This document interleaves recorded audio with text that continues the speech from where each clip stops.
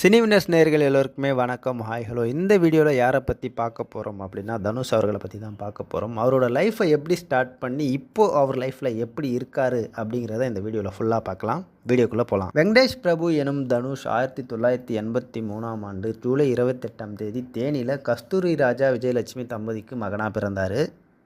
இவரோட லைஃப்பில் சினிமா பயணம் எப்படி தொடங்குச்சு அப்படின்னா, இவரோட அண்ணனான செல்வராகவன் டைரக்ஷனில் துள்ளுவத இளமை படத்தின் மூலயமா தமிழ் சினிமாவில் அறிமுகமானார்.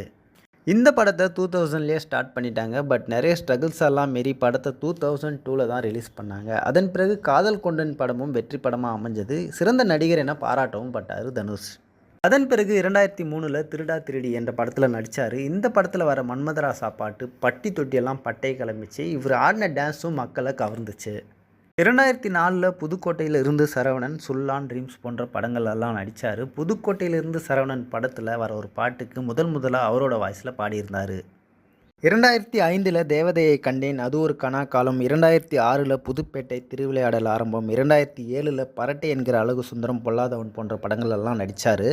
தனுஷ் ஃபேன்ஸ் எல்லாம் அவரோட படத்தோட பார்ட் 2க்கு வெயிட் பண்ணிட்டு இருக்க லிஸ்ட்டில் புதுப்பேட்டை 2வும் இருக்குது.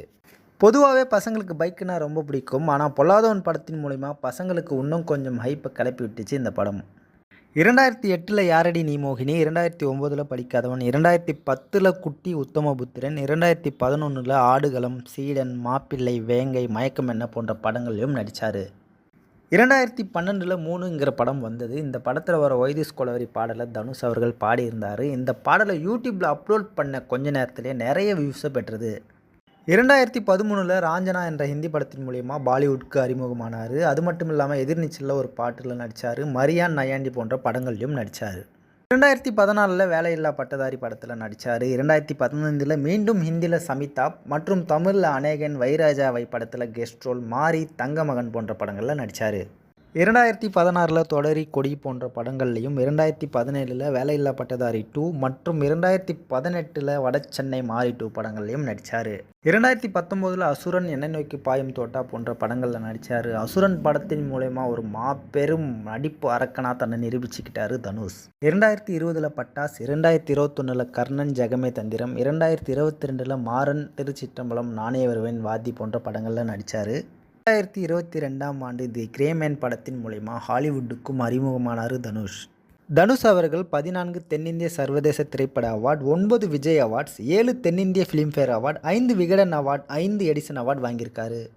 தனுஷ் அவர்கள் 4 நேஷனல் அவார்டு வாங்கினார். 2 அவார்ட்ஸ் நடிகராகவும் 2 அவார்ட்ஸ் தயாரிப்பாளராகவும் வாங்கினார்.